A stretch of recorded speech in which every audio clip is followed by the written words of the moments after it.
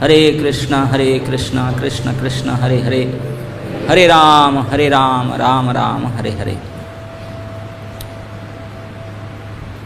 तो जैसे आप सुन चुके हैं, ये नवधा भक्ति जो है प्रत्येक भक्त, प्रत्येक विष्णुजन वैष्णवों के मेरुदंड है, उनके प्राण सदृश है, जीवन के भक्ति के जीवन है। हर एक अंग बहुत महत्वपूर्ण है। कोई साधक अगर कोई एक भी अंग को ठीक ठीक से पालन करे तो सफलता अवश्य प्राप्त करेगा। तो ये जो नव अंग भक्ति को प्रहलाद जी ने बोले हैं, जिनमें कई बार ये कहा गया है महत्वपूर्ण दो शब्द की, इति पुंसार्पिता विष्णु, विष्णु को अर्पित हो करके, अर्पित करके करना चाहिए। फिर दूसरा और महत्वपूर्ण कहा गया, क्रियते भगवती अद्धा, केवल उनके ही लिए ही करना चाहिए। कभी मन में संशय आ सकता है, जो अर्पण कर दिया फिर उसको क्यों महत्व मानते, दे दिया। इसलिए कहते हैं क्योंकि हम लोग सब एक्सपर्ट है, भगवान बहुत, प्रहलाद भी चतुर थे, क्योंकि हम किसी को कोई देते हैं, देने के पीछे कुछ हमारा उद्देश्य रहता है, इसीलिए देता हूँ कुछ काम बनाने के लिए। तो भगवान को कोई कुछ अर्पण करता है, उनको अपना अभिसंधि रहता है, इसलिए बोलते हैं कि अर्पण तो कर दिया, लेकिन कंप्लीट उन्हीं के लिए कर रहा है ना, और कोई आशा है उसका, इसलिए फिर अद्धा कहना पड़ा उनको। तो ये जो अर्पण, अर्पिता और अद्धा, ये दोनों शब्द इस आत्मनिवेदन से ही घटता है, बाकी किसी के साथ घटता नहीं है। क्योंकि बाकी तो सब श्रवणम कीर्तनम एक एक अंग करते हैं, लेकिन ये जो पूर्ण समर्पण, देह समर्पण, इसी में ये अर्पित और केवल उन्हीं के लिए, ये बात इसी में ही घटता है आत्मनिवेदन। तो ये न अंग इस प्रकार है। पहले प्रहलाद जी कहे कि श्रवणम, क्यों श्रवण के बिना बाकी कुछ जान नहीं सकते। सबसे पहले अंग श्रवण है। श्रवण का अर्थ है भगवान के नाम रूप गुण लीला आदि कर्ण स्पर्श, श्रोत्र स्पर्श, कर्ण के द्वारा इस लीला के संबंध रखना, सुनना, श्रवणम। और वही वस्तु नाम रूप गुण लीला आदि को जिह्वा स्पर्श, ये कीर्तनम। श्रवणम कीर्तनम विष्णु स्मरणम तत् अनुसंधानम। अगर इसी विषय को अनुसंधान करते हैं, ये स्मरणम है। पाद सेवनम परिचर्यात्मकम, प्रभु के हर प्रकार से परिचर्या चारों तरफ से करते हैं, ये पाद सेवनम। अर्चनम, विविध सामग्री के द्वारा उनका विधिवत सम्मान और पूजा करना, ये अर्चनम। वंदनम, वंदनम में 3 उपविभाग है। सबसे पहले अभिवादनम, नमस्कारम और गुणानुवादम। अभिवादन करना है, नमस्कार करना है, फिर उनके स्थिति गुणानुवाद करना है, स्तुति करना है। उसके बाद दास्यम, आज्ञापालनम। दास्य में मुख्य है उनके आज्ञा पालन करना, प्रभु के प्रिय के। उसके बाद सख्यम, सख्यम दास्यम एक ही है, उसमें भी आदेश पालन, लेकिन उसमें परम विश्वास और आत्मीयता साथ, आत्मीयता और विश्वास के साथ जो आज्ञा पालन, ये सखा सख्यम। और अंततः ये आत्मनिवेदनम, जिसमें देह समेत जो भी और कुछ है सब कुछ समर्पण कर देना। देह समेत जो भी कुछ है, मानस देह गेह जो किछु मोर अर्पिलु तुया पदे नंद किशोर। मारवी राखवी जो इच्छा तुहार नित्य दास प्रति तुया अधिकार। अब आप मुझे रखना है, मारना है, do ever whatever you want. मेरे प्राणनाथ आप ही हो, आपका अधिकार है, you have all right reserve to do anything with me. Prabhupada ji कहते नाचाओ नाचाओ आमे जय इच्छा तुम्हार, जैसे मुझे नचाना चाहते नचाओ, I am ready to dance in your hand like a puppet. इस प्रकार तो ये आत्मनिवेदनम को उदाहरण जैसे प्रभुपाद जी ने दिए, सारे गोस्वामी ने दिए हैं। पशुवत, बेचा हुआ पशु, किसी के पास कोई पशु था, उसको किसी को बेच दिया तो जो बेच दिया विक्रेता, उनका ऊपर राइट कुछ नहीं रहेगा फिर उसके ऊपर। जो खरीदा वो उसको खिलाए पिलाए बांध के रखे काम में लगाए व्हाटएवर, अभी उनका मर्जी, किसी ने रहेगा ऐसे ही। तो श्री चैतन्य महाप्रभु ने जब सनातन गोस्वामी को शिक्षा देते थे, उन्होंने कहे शरणागत अकिंचनेर एकई लक्षण तार मध्य प्रवेशिल आत्मसमर्पण। बोले एक शरणागत होते हैं और अकिंचन होते हैं, दोनों के लक्षण एक ही होता है, क्योंकि उनके अंदर तार मध्य प्रवेशई आत्मसमर्पण, उनके अंदर में आत्मसमर्पण क्रिया उनके दोनों में होता है, इसलिए लक्षण एक ही है। आत्मसमर्पण के लक्षण तो एक ही होता है और वो दोनों में देखा जाता है। लेकिन दोनों में देखा जाता है कि दो नाम क्यों लिए, एक ही नाम लेते नहीं, नाम दो लेते हैं। एक क्या क्या, एक शरणागत दूसरा अकिंचन, ये दोनों में कुछ अंतर है। यद्यपि लक्षण एक दिखाई पड़ता है, शरणागत किए हैं, लेकिन फिर भी दोनों में अंतर है। क्या ये शरणागत होने का जो हेतु है इसमें अंतर है। जो शरणागत कहला जाते हैं जो भक्त, उन लोगों ने संसार भोग करने का इच्छा था, संसार भोग करने के लिए चाहते थे, प्रयास भी किए थे, खूब प्रयास किए, लेकिन प्रयत्न करने के बाद विफल हुए, व्यर्थ काम हुए, असफल हुए। असफल होकर कि संसार भय से डर के मारे वहाँ से छोड़कर भागे। बोले बाप रे बाप, ये होगा नहीं, मेरा कुछ होता नहीं, मेरे सिंग टूट गया, दांत निकल गया, ये बड़ा खतरनाक है। यहीं से डर के भागे, विफल काम हो करके आ करके और कोई उपाय नहीं देख करके निराश्रय मांग जगदीश रखे भगवान के शरणागत हुए, तो उनको शरणागत कहला जा सकता है।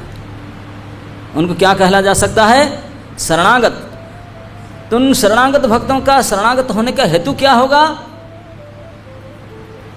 कि संसार भोग में विफलता, वो चाहते थे लेकिन कर नहीं पाए, असफलता, और इससे डर के मारे भाग करके यहाँ शरणागत। लेकिन जो अकिंचन भक्त होते हैं उनको शुरू से ही संसार भोगने की इच्छा नहीं था।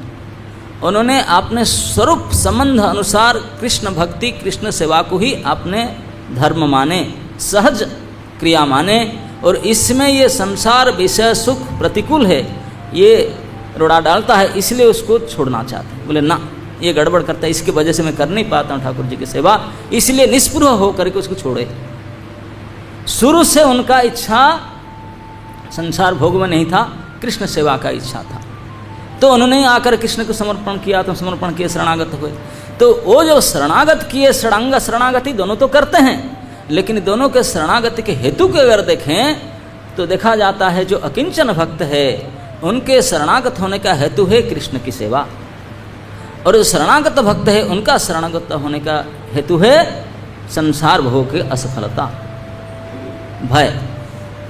तो इसलिए दोनों में अंतर है, लेकिन अभी कार्य एक ही कर रहे हैं, भगवान के शरणागत होते हैं। जब शरणागत होते हैं तो शरणागति के जो षडलक्षण है, षडांग शरणागति, आनुकूल्य से संकल्प, प्रतिकूल्य से वर्जनम, कृष्ण रक्षेति विश्वासो, और गोतृप्ते वर्णम तथा आत्मनिक्षेप कार्पण्यम षड्विधा शरणागति।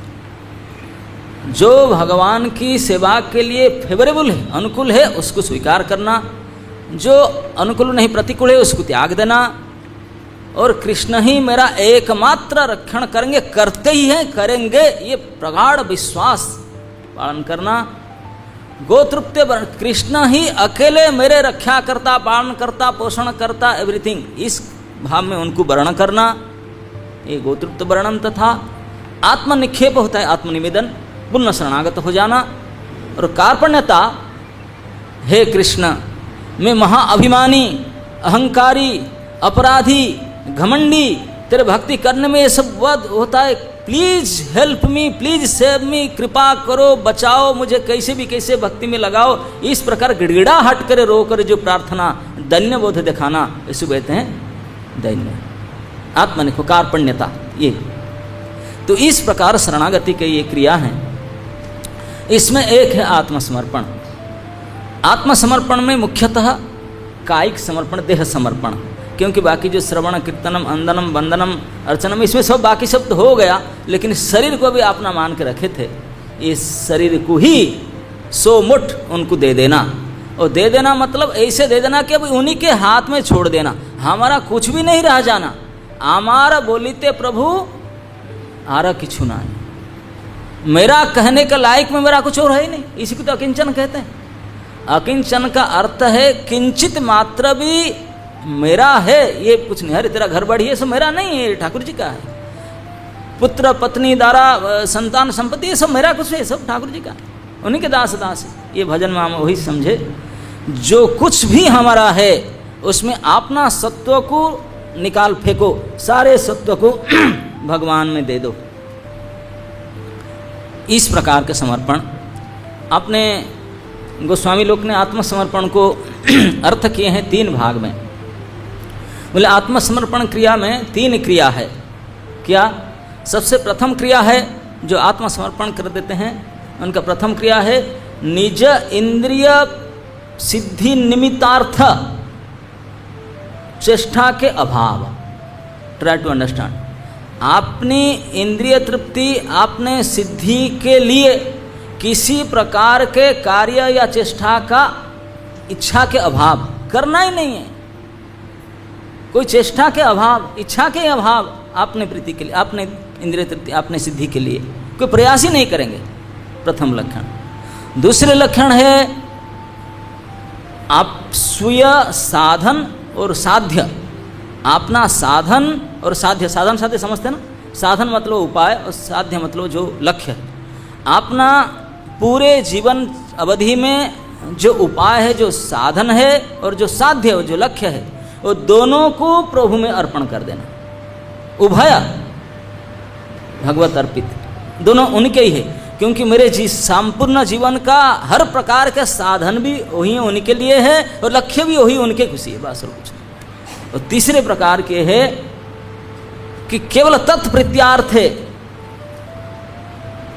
तद अर्थे, उन्हीं के लिए, प्रिय के प्रसन्नता के लिए जावतीय सकल चेष्टा की तत्परता।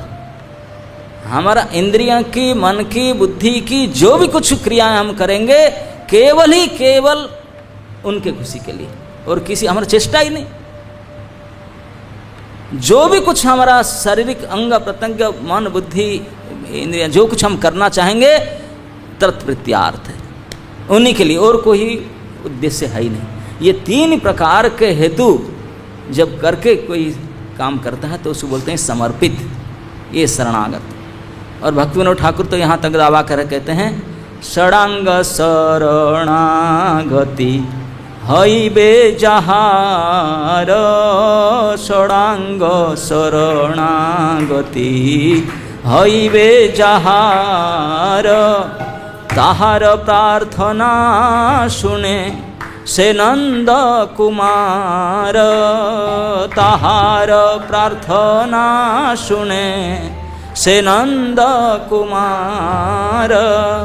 नंद कुमार भगवान कृष्ण केवल उन्हीं के बात को सुनेंगे, उनके एप्लीकेशन को एक्सेप्ट करेंगे, बाकी सब रिजेक्ट डस्टबिन में जाएगा, स्वीकार ही नहीं करेंगे। किनका? जिनका ये शरणागति हुआ हो, शरणागत भक्तों की बात सुन, नहीं तो बाकी की सुनते ही नहीं। तो इस प्रकार बेचे हुए पशु के समान शरणागत हो जाना, समर्पित हो जाना, सब कुछ कायिक, वाचिक, मानसिक उन्हीं को दे देना, जो कुछ हमारा है सब कुछ देह समर्पित कर देना। तो इसमें उदाहरण दिया गया बलि महाराज का। आत्मनिवेदन के आचार्य महाराज बलि हैं। महाराज बलि के प्रसंग हम श्रीमद् भागवत महापुराण में 8वें स्कंद में पढ़ते हैं। अंतिम भाग में लगभग 15 से लेकर के 23-26 तक ये 9 अध्याय में बलि महाराज का चरित्र व्याख्या किया गया है। विशेष करके जहाँ बलि महाराज आत्मसमर्पण किए, बलि महाराज कोई ऐसे देखे तो भगवान देवता के, सब देवता के विरोधी थे, असुर थे, असुर के गुण था पक्का। खूब लड़ाई झगड़ा करते, पहले तो देवासुर संग्राम में लड़ाई झगड़ा करके भगवान के सामने लड़े थे, और चक्र से मारे गए थे, एक बार मर्डर हो गया था उनका। ये शुक्राचार्य ने कृपा करके उनको जीवनदान दोबारा जीवन दिए, जी करके आए, फिर गुरु सेवा किए, गुरु सेवा करके फिर चढ़ाव करके फिर देवताओं को जीत गए, इंद्र को भगा दिए। जो भी करे तो इंद्र ने माँ के पास गया, उन्होंने माता आदित्य ने व्रत की, जो भी की, तो भगवान ने उनको वरदान दिए। बोले क्या करूं, ये बलि ही ब्राह्मण सेवा कर रहा है। और रही बात दूसरी, रही मेरा भक्त का पोता है, प्रहलाद के पोता, और प्रहलाद के प्रति इतने उनके संबंध है बलि महाराज का, प्रहलाद के बेटा का जितने संबंध है उनके पोता का इतने संबंध है, बहुत वेरी इंटीमेट रिलेशन बलि का प्रहलाद के साथ। और भगवान ने प्रहलाद को वचन दिए थे कि तेरे कई पीढ़ी तक तुम गड़बड़ नहीं करूँगा, एक्शन नहीं लूँगा, और कैसे मैं करूँगा उसके सामने। तो लेकिन यहाँ वचन दिए माता आदित्य के, बोले तुम मेरा इतने बड़े व्रत किया, 12 दिन सब अच्छा से किया, तेरा भी मनोरथ असफल नहीं होना चाहिए, मैं अभ्यर्थ हूँ, मेरा पूजा करके कोई व्यर्थ नहीं होता किसका प्रयास, तो काम तो तेरा बनाऊँगा, लेकिन करूँगा मेरे हिसाब से करूँगा। वो सोचते थे कि झगड़ा करके मार छीन कर ले आएंगे संपत्ति, हमारा संपत्ति हड़प लिया उनको ले आएंगे। भगवान इस प्रकार नहीं किए, भगवान मेरे भक्त है, ब्राह्मण से भी है। भगवान ने दूसरी पोज उठाए, भीख मांग कर ला कर देंगे। भीख मांगने के लिए जो मांगने वाला होता है वो छोटा होता है, दाता बड़ा होता है हमेशा, दाता का हाथ ऊपर और लेने वाले का हाथ नीचे रहता है। तो इसलिए भगवान अपने साइज को छोटा किए, वो ना बने। लेकिन बामन बनने मांगने गए, लेकिन टोटली प्रोजेक्ट चीटिंग का था, चीटिंग करते, चीटिंग किए ही। ये संसार में छलना शब्द तो ठाकुर जी से हम आया, उनसे सीखे। कविवर जयदेव गोस्वामी उनके वंदना करते हैं वामन देव जी के, श्री वामन देव जी को, छलयसी विक्रमणे बड़ी मद्भुत वामनम। छलयसी शब्द सबसे पहले लगा, बोले आप छलना नायक है, छलनायक। छलयसी विक्रमणे, अपनी अद्भुत वामन मन, क्या ये साइज कुछ दिखाया सैंपल और काम में कुछ और। सैंपल दिखा कर पास कर लिया, हम यही माल देंगे, और सप्लाई में कुछ हो रहा है। हाँ, सैंपल जब वामन देव देखा है, अपना पैर में लूंगा, तेरा पैर में नहीं।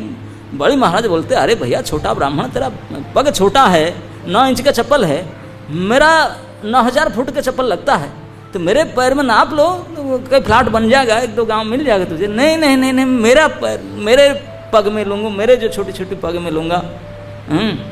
अब संतोषी है, कितने धर्म के बाद छल करके, छलना करके बड़े धर्म उपदेश किए, इतने सिखाए, हम संतोषी है, संतोषी है। इतने संतोषी है, जब नापने के बात आए, ये स्केल चेंज हो गया।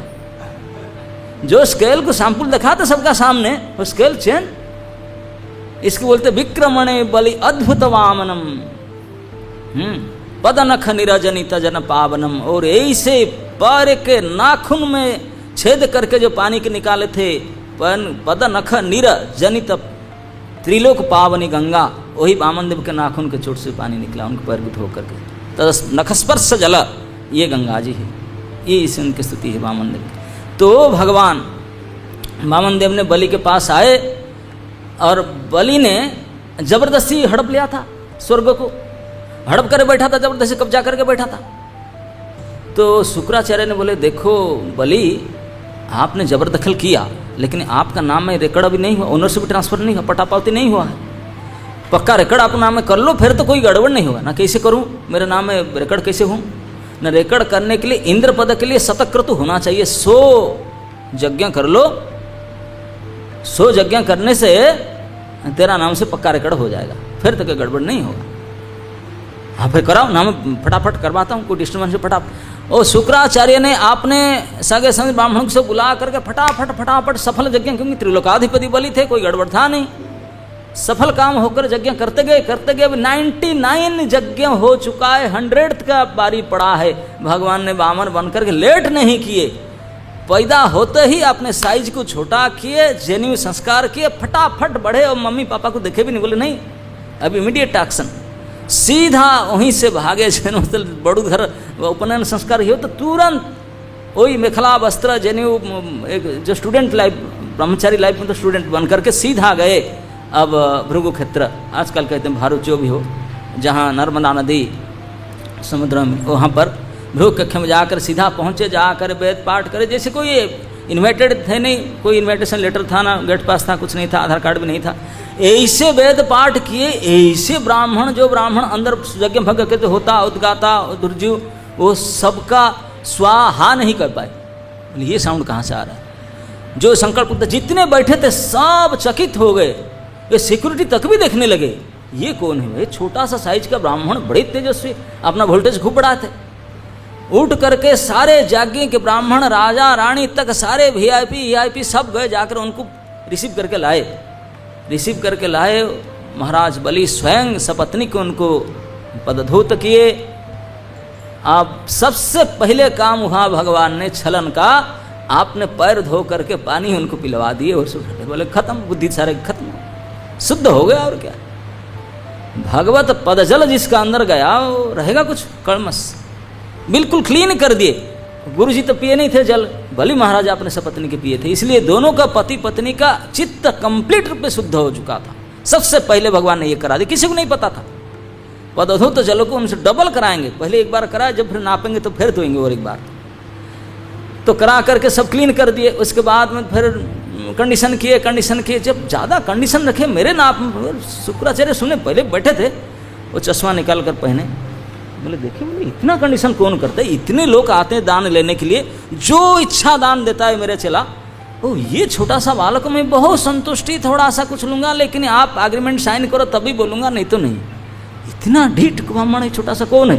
जैसे नंबर वाला चश्मा पहन कर देखे, बोले बलि विरोचन पुत्र, रुक जा, खबरदार, क्या ये डुप्लीकेट है, ये ब्राह्मण बालक नहीं है, ये रूप बना कर आया डुप्लीकेट हो कौन? अरे सब भगवान विष्णु, ये तो साक्षात भगवान विष्णु है, देवताओं के काम करने के लिए आया तुझे छलने के लिए, खबरदार कुछ मत दो, ना कर दो। अरे एग्रीमेंट साइन कर लिया, अरे छोड़ो यो, ऐसे कह दे, लेकिन बात थोड़ी कम, बोल दो, ना कर दो, कैसे भी करो। वेद की ऋचाओं को उदाहरण दे करके खूब समझाया गुरुजी ने कि मना कर दो, देखेंगे अपने हिसाब से कुछ देना, उनका हिसाब से मत दो ना। मैंने उनके हिसाब से एग्रीमेंट कर लिया, छोटा सा ब्राह्मण बालक इतनी गुलशन देखता है, उसको दुखी करूं? अरे भूल जाओ, ये डुप्लीकेट है, आप नहीं जानते हैं ये इसे रूप मान कर आया ना। अगर आप गुरुजी आप बोलते हैं विष्णु है, विष्णु तो सर्वसमर्थ ना है, वो कुछ भी कर सकता है, हम कुछ कर सकता है। अगर वो चाहे मुझे 2 थप्पड़ मार के समझे ना, कर सकता है, उनको कौन रोके भाई ना। फिर ऐसे भिखारी ना ही तो मैं भी समझ रहा हूँ, और जब भिखारी बनकर आया तो भी उनको आप मत दो, नहीं तो सब ले लेगा। मेरे लिए एनवलप देने के लिए कुछ नहीं बचेगा, तेरे दक्षिणा के लिए कुछ नहीं बचेगा, तो खबरदार मत दो उनको। लेकिन बलि महाराज क्योंकि चरणार्घ्य को पी चुके थे, अब चित्त शुद्ध हो चुका था, बोले गुरुजी मैं प्रहलाद के पोता हूँ, इतने मेरे त्रिलोक में कीर्ति है, मैं कैसे कर सकता हूँ? भले कुछ भी हो जाए मैं तो दूंगा। गुरुजी डांटे, मेरे आदेश की अवमानना करता हूँ ना गुरुजी, करता हूँ, मैं तो दूंगा। गुस्से होकर के अभिशाप दे दिए, बोले नरक में जाओगे, सारे राज्य लक्ष्मी छीन जाएगा, नरकवास होगा, ये होगा, अभिशाप दे। अभिशाप को गुरुजी के क्रोध अभिशाप को स्वीकार कर लिए बलि महाराज ने, और जब देने के लिए आगे बढ़े, हाँ जी सामने क्यों खड़े हैं, साइड हो जा, पीछे कोई बैठे हैं, सामने खड़ा हो गया आकर। तो बलि महाराज ने देने के लिए तैयार हो गए।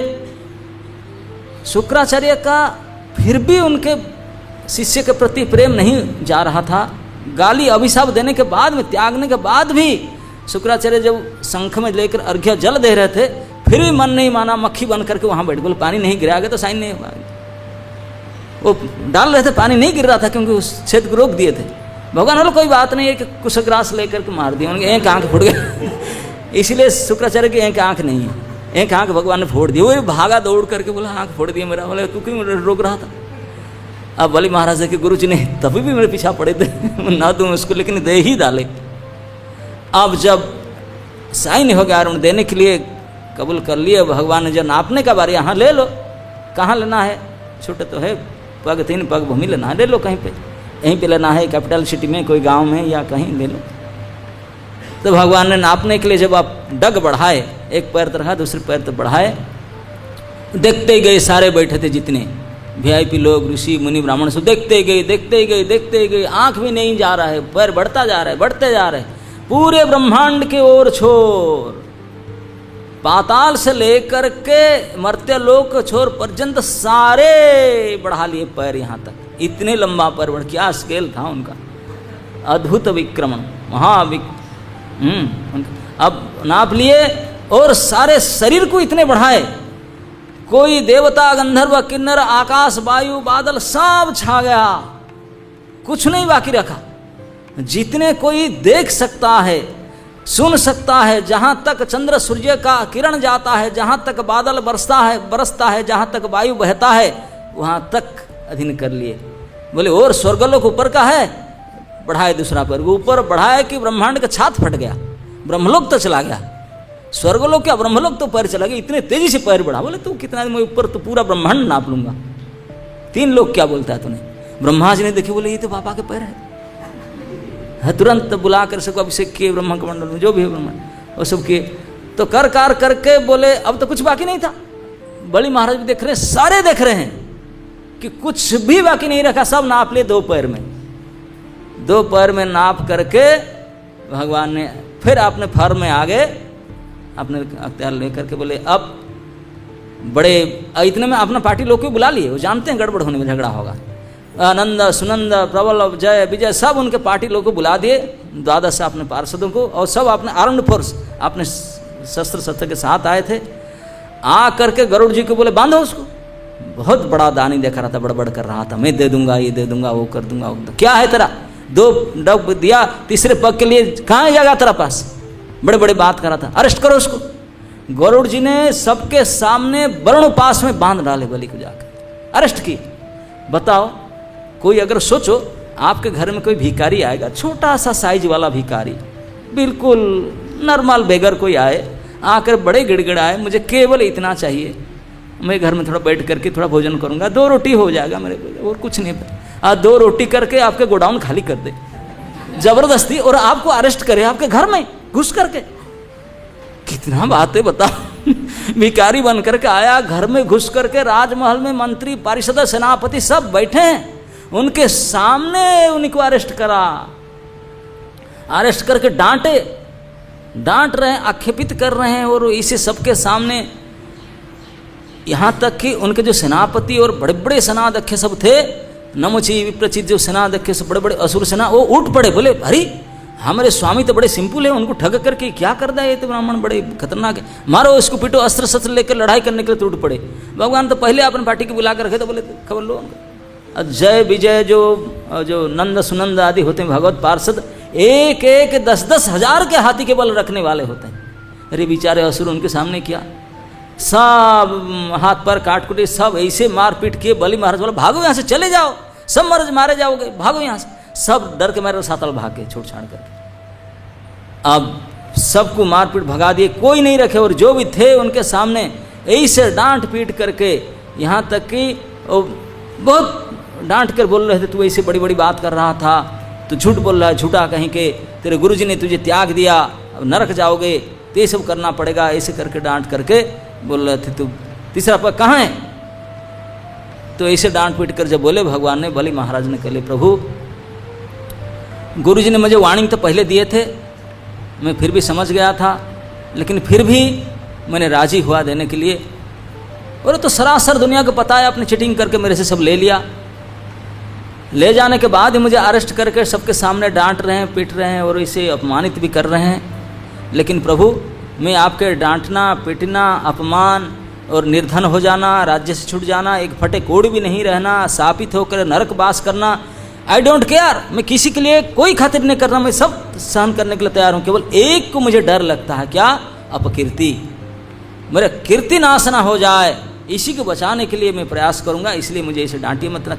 क्या है, क्या देना ना, शीर्ष मेरा सर में रखिए तुम्हारा पैर, तीसरे पैर आप जो रखना है, तीसरे पग मेरा सर में धारण दिए, नतमस्तक हो गए, झुक करके अपने शरीर बढ़ा दिए, बोले आपके चरण इस सर में धारण कीजिए।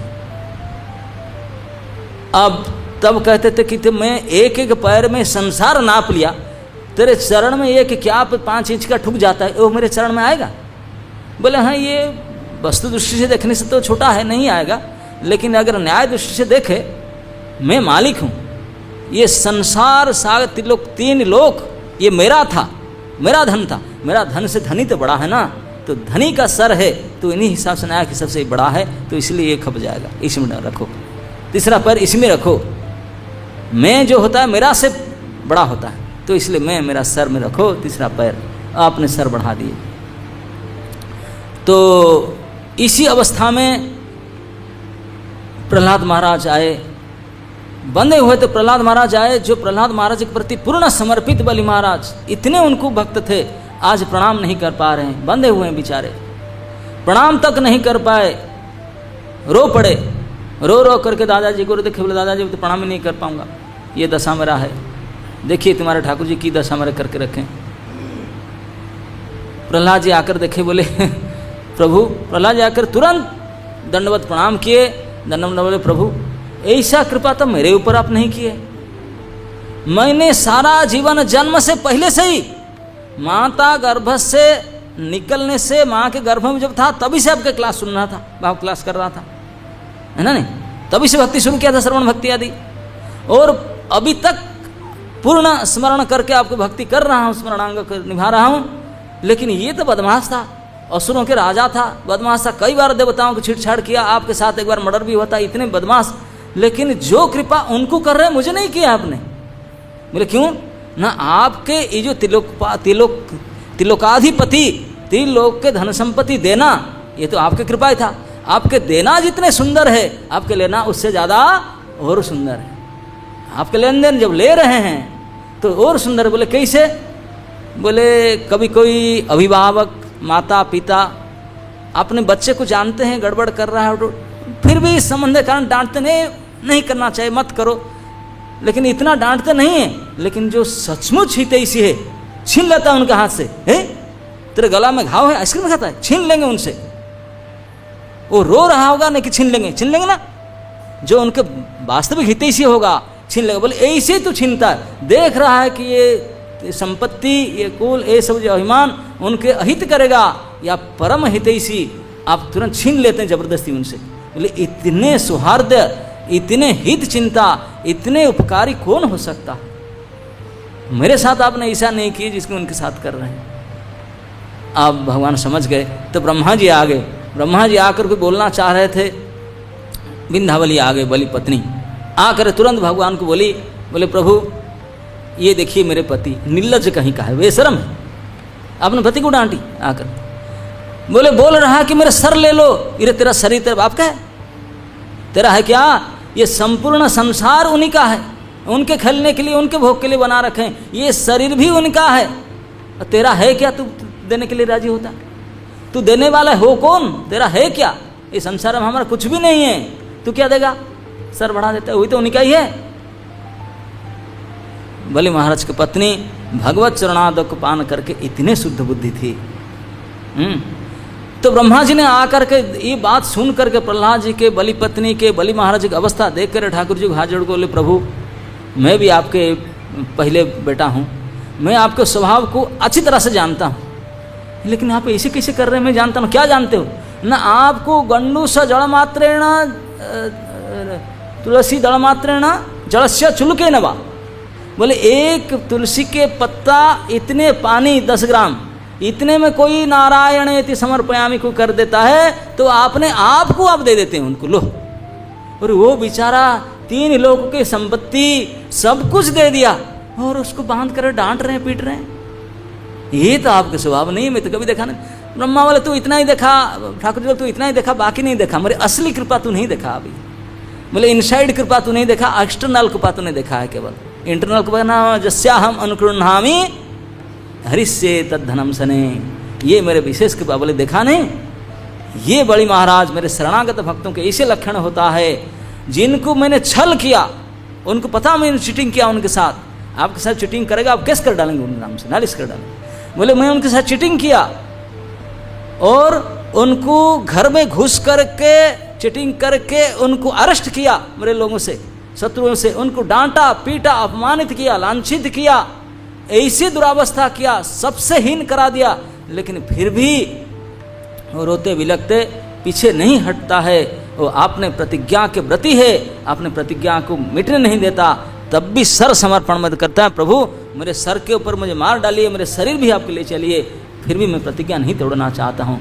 कई से सत्य प्रतिज्ञा है, सब कुछ लेने पर, इतने तड़ितलांत करने पर भी उन्होंने पीछे नहीं हटा। ये मेरे शरणागत के लक्षण है।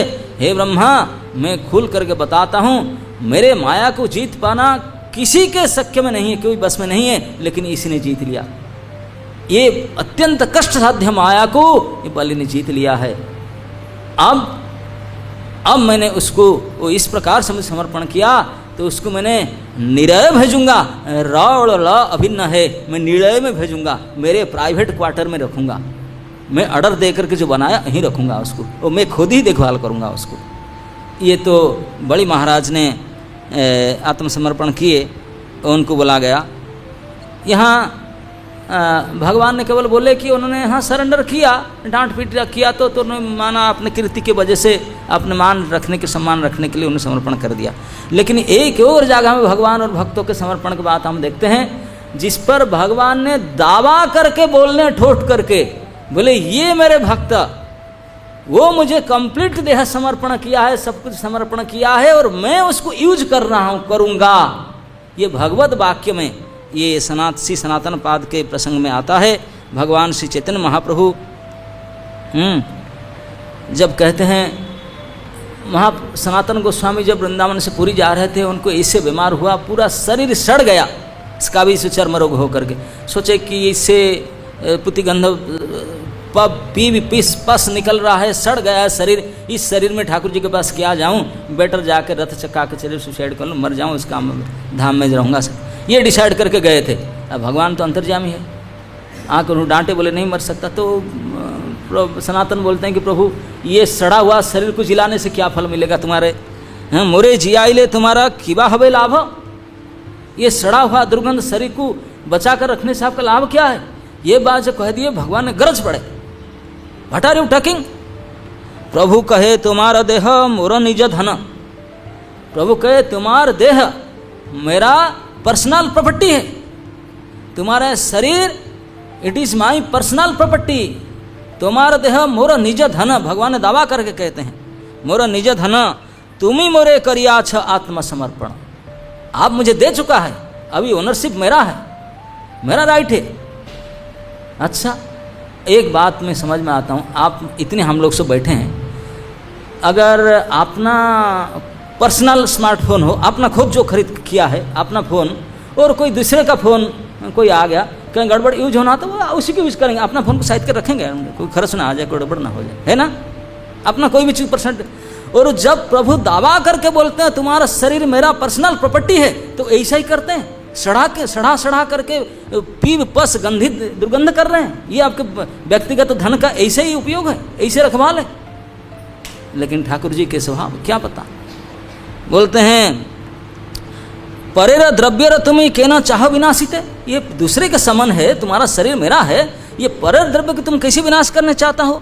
धर्मा धर्म विचार की बा नापार करीते, धर्म धर्म का विचार क्या नहीं है आपका, तुम्हारा शरीर हमार प्रधान साधन, ये कहते हैं कितने भगवान का गर्व है, तुम्हारा शरीर हमारा प्रधान साधन, ए शरीर साधी आमी बहु प्रयोजन, आपके शरीर मेरा प्रधान साधन है, इस शरीर के द्वारा मैं बहुत कुछ काम करने वाला हूँ, साधी बहु प्रयोजन। भक्ति भक्त भक्ति कृष्ण प्रेम तत्वर निर्धार, वैष्णवर कृत्यार वैष्णव आचार, कृष्ण भक्ति कृष्ण प्रेम सेवा प्रवर्तन, लुप्त तीर्थ उद्धार वैराग्य शिक्षण, निज प्रिय स्थान मोर मथुरा वृंदावन, तहाँ इत धर्म न चाही करिते प्रचारण। ये सारे लिस्ट बता दिए, इस लिस्ट सारे जो काम, ये सारे कंप्लीट प्रोजेक्ट आपके शरीर के द्वारा मुझे करना है। और तू शरीर को मिटाना चाहता है, अरे जब इस शरीर कराना चाहते, शरीर को मेंटेन करे, ठीक ठाक कर रखना ना, खिला परा को प्रोटीन दे करके बढ़िया सा तंदुरुस्त कर रखो तो काम लेना है। और पूरे गला दिया उसको, दुर्गंध पब पीस निकल रहा है, बस पीप निकल रहा है, ये टेक क्या है, इतना काम कराना है इस शरीर से। अब ऐसा नहीं, अब बोले छोड़ो ये पाठ, अब काल मेरा एक हाउस प्रोग्राम है, वो टोटा गोपीनाथ में चलना है तो आना है, दोपहर में लंच है, आना है हॉस्पिटल। सनातन बोले अवश्य आऊँगा, आप बुला रहे हैं आपके प्रोग्राम में तो आऊँगा लंच में, मैं तो इसी वीक में आओ। तो महाप्रभु देखिए कैसे परीक्षा बुलाए, और ठीक दोपहर में महाप्रभु चले गए टोटा गुन्हा लंच के लिए। अब सनातन गोस्वामी जब बालिशाही होकर जाते मंदिर के पथ में, बढ़िया अच्छा रास्ता था, 10 मिनट पहुँच जाते, वहाँ न जा करके घूम करके समुद्र होकर के 4-4.5 किलोमीटर रास्ता, कोई पेड़ नहीं समुद्र के तीर, बिल्कुल वैशाख जेठ मास का जो दोपहर का समय, एक तप्त बालू का, पैर में फुसका, चप्पल थोड़ी ना था उनका, बिल्कुल फोड़ा उठ गया शरीर में पैर में, फिर भी गए 4:30 दूर में जाकर पहुँचे 2:30 बजे। अब महाप्रभु 12 बजे लंच खाकर बैठे, वेट किए, गोविंद जी बोले नहीं आ रहा है, बोले ठीक है मैं जाकर रेस्ट कर रहा हूँ, आने से उसे रख लेना, अपना उचिष्ट रख दे, उनको खिला देना, लेकिन सो करके ध्यान, अंतर्जामी प्रभु है सब जानते। महाप्रभु 2:30 बजे पहुँचे, देखे कि प्रभु रेस्ट करे, डिस्टर्ब के लिए गोविंद हैं, ना प्रसाद आपके छोड़ा हुआ है, आप पा लीजिए, इतने लेट में आए, नहाते बड़े लेट प्रसाद पा रहे थे, तो बुलाए गोविंद सनातन, ना हाँ आप आ रहे हैं प्रसाद, ना तो भेजना मेरे पास, जाके सनातन अपना। बोले क्यों इतना लेट हुआ? ना थोड़ा मैं निकला था तो टाइम पे, थोड़ा आने में रास्ता लेट। कौन सा रास्ते में आया? सब जानबूझ कर पूछे कौन सा रास्ता? ना समुद्र, क्यों ये रास्ता में क्यों नहीं आया? मंदिर होकर के शीतल रास्ता था, वो जल्दी पहुंच जाता।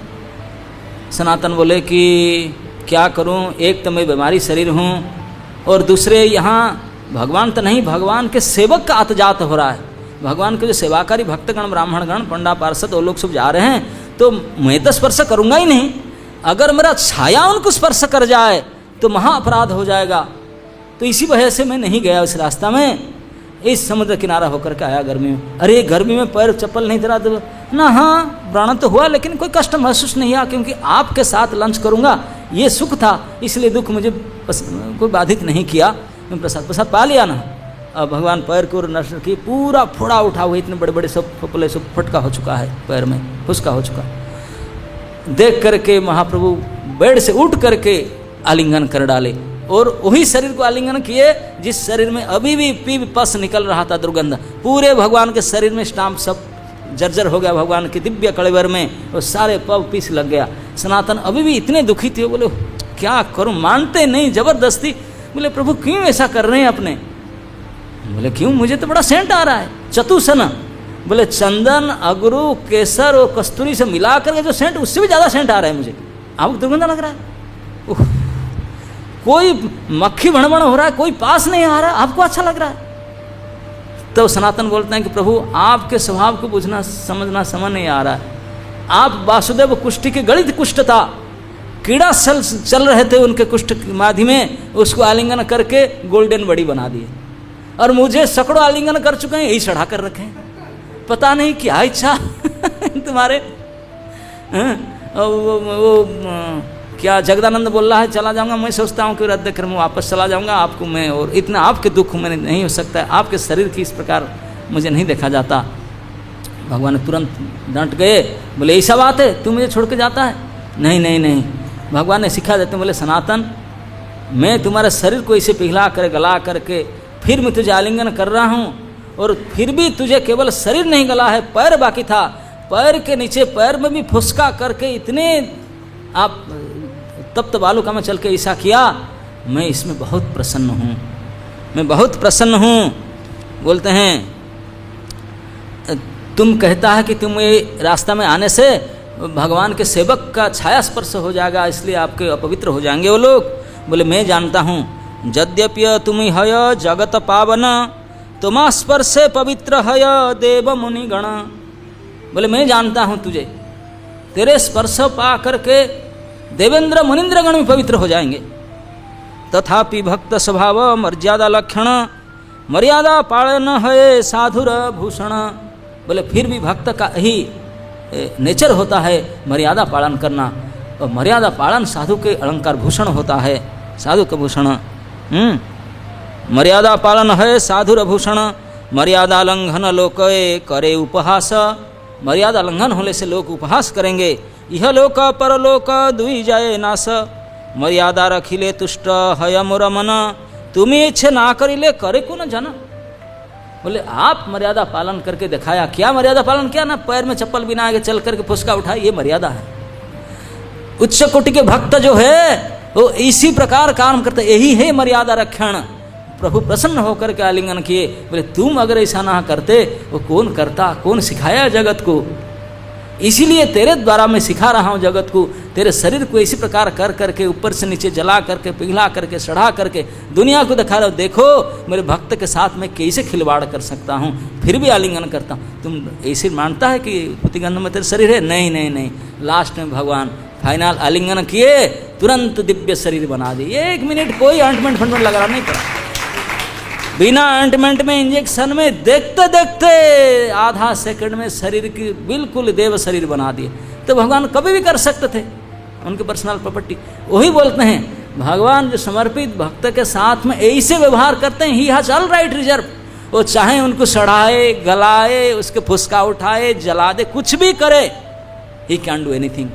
मत प्राणनाथस्तु सएव नापरः। वो कुछ भी करने के लिए उनका अधिकार है। हम कुछ भी बोल नहीं सकते हैं, केवल सह सकते हैं और उसके ऊपर और सहन करेंगे और मर्यादा रक्षण करने के लिए। इसी से भगवान प्रसन्न होते हैं। प्रसन्न होकर के फिर आलिंगन होते। बोले तुम नहीं करेगा तो और कौन करेगा। हम लोग होते तो बोले प्रभु जी बुला दिए, चप्पल तुम्हारे पास नहीं है, मैं कैसे जाऊँगा। फ़ोन करते प्रभु जी रिक्शा टांगा, कुछ कन्वेंस भेजो ना, जाऊँगा। बोल दिया आपका लंच में जाने के लिए, लेकिन जाऊँगा कैसे।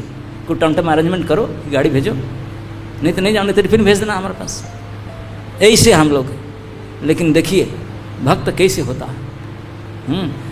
ऐसे भक्त जिनको प्रभु ने दावा करके गर्व करके बोलते हैं कि तुम मुझे समर्पित किया है, तुम्हारा देह इट्स माई पर्सनल प्रॉपर्टी।